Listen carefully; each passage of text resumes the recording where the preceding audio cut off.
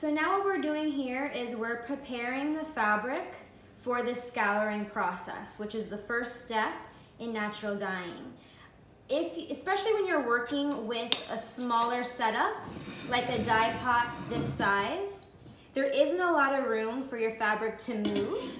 So I always recommend cutting down whatever dye materials you're going to use into a more manageable size that will fit the pot you're going to be using to scour as well as dye your materials.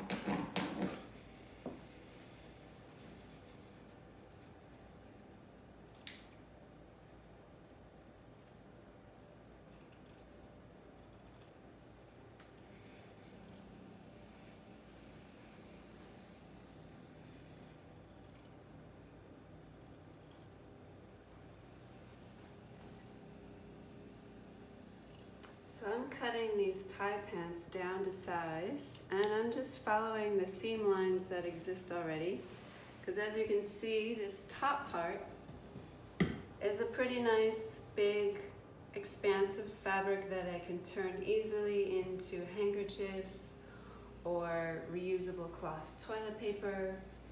or napkins, or just cloths that you keep around in the car in case things get messy when you're on the go.